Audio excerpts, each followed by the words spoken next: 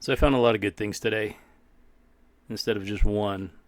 So I'm going to share a couple of videos. Let's take a listen to this.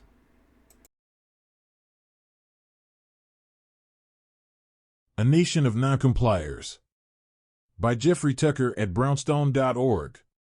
The train wasn't scheduled for another 20 minutes, so I had a chance to contemplate the official sign on the door of the huge elevator leading to the platform. It said that only 4 people are allowed in because we must all practice social distancing. There was a helpful map of the interior of the elevator with stick figures telling people exactly where to stand. Yes, these stickers are still everywhere. I recall when they first went up, sometime in April 2020. They seemed oddly uniform and appeared even permanent. At the time I thought, oh, this is a huge error because within a few weeks, the error of the whole of this idiocy is going to be known by all. Sadly, my worst fears came true. It was designed to be a permanent feature of our lives. Same with the strange arrows on the ground telling us which way to walk. They are still everywhere, stuck on the floor, an integral part of the linoleum. If you walk this way, you will infect people, which is why you have to walk that way, which is safe. As for masks, the mandates keep popping up in strange places and strange ways. My inbox fills with pleas for how people can fight this stuff. The essential message of all these edicts: you are pathogenic, a carrier, poisonous, dangerous, and so is everyone else. Every human person is a disease vector. While it's fine you are out and about, you must always create a little isolation zone around you such that you have no contact with other human beings. It's so odd that no dystopian book or novel ever imagined a plot centered on such a stupid and evil concept. Not even in 1984 or The Hunger Games, or The Matrix or Equilibrium, or Brave New World or Anthem, was it ever imagined that a government would institute a rule that all people in public spaces must stand 6 feet away in all directions from any other person. That some government would insist on this was too crazy for even the darkest imaginings of the most pessimistic prognosticator. That 200 governments in the world, at roughly the same time, would go there was unimaginable. And yet here we are, years after the supposed emergency, and while governments are not enforcing it, for the most part, many are still pushing the practice as the ideal form of human engagement. Except that we are not doing it. In this train station, no one paid any attention to any of the signage. The exhortations were entirely ignored, even by those who are still masked up, and, one presumes, boosted 7 times. When the moment arrived for people to get into the elevator, a crowd began to pour in, quickly beyond 4, then 8, then 12. I stood there shoulder to shoulder with fully 25 other people in one elevator with a sign that demanded only 4 people get in at any one time. I sort of wanted to ask the crowd if they saw the sign and what did they think. But that would have been absurd, because, actually, no one even cares. In any case, one guy asking a crowded elevator such a question would have raised suspicions that I was deep state or something. It was never clear in any case who was enforcing this. Who issued the rule? What are the penalties for not complying? No one ever said. Sure, there was in the past usually some flunky bureaucrat or Karen who yelled at people and said do this and don't do that. But those people seem long ago to have given up. It's not even a thing anymore. And yet the signs still exist.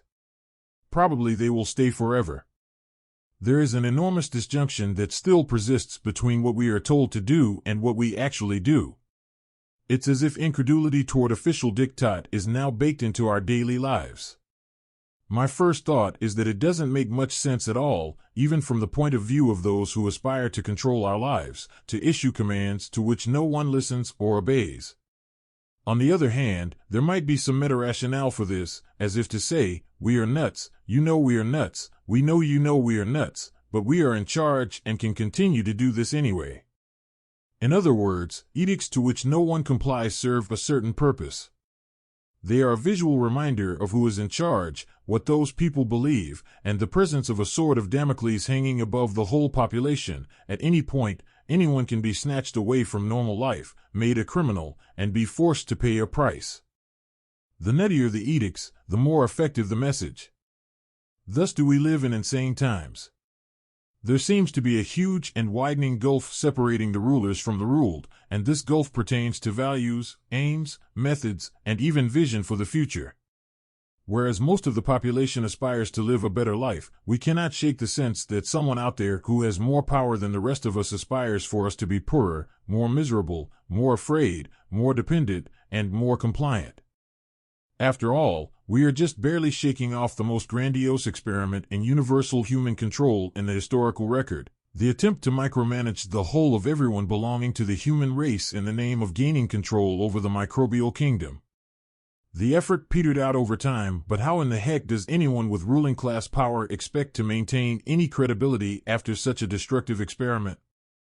And yet there is a reason we have heard precious few concessions that it was all bogus and unworkable, and why there is still a dripping sound of papers telling us that the whole scheme worked pretty well and that people who say otherwise are disseminators of disinformation. There are still publishing opportunities out there to trash repurposed generics and praise the shots and boosters. The power is still with the crazy people, not with those who question them. And the people who threw themselves into COVID controls as the greatest years of their lives are still at it. Hardly a day goes by when there is not a freshly written hit piece on the resistance and efforts to trash those with enough sagacity to see through all the baloney. Far from being rewarded, those who protested and opposed are still living under a cloud that comes with being an enemy of the state. We all know that it is not just about these dumb stickers and these virus controls. There is more going on. Coincident with the pandemic restrictions came the triumph of woke ideology, the intense push for EVs, and wild ramp-up in weather paranoia with the discovery that climate change, a rampant gender dysphoria and denial of chromosomal reality, an unprecedented refugee flood that no one in power is willing to mitigate, a continued attack on gas including even stoves, and a host of other inane things that are driving rational people to the brink of despair. We long ago gave up the hope that all of this is random and coincidental, any more than it so happened that nearly every government in the world decided to plaster social distancing signs everywhere at the same time. Something is going on, something malevolent. The battle of the future really is between them and us, but who or what them is remains opaque, and too many of us are still confused about what the alternative is to what is happening all around us. Noncompliance is an essential start regardless. That crowded elevator, assembling spontaneously in open defiance to the blasting signage, is a sign that something in the human longing to be free to make our own decisions still survives. There are cracks in the great edifice of control. And that was written by Jeffery A. Tucker from the Brownstone Institute. I will put the link in the comments. I can't put it in the description because YouTube doesn't like me anymore. Thanks for watching.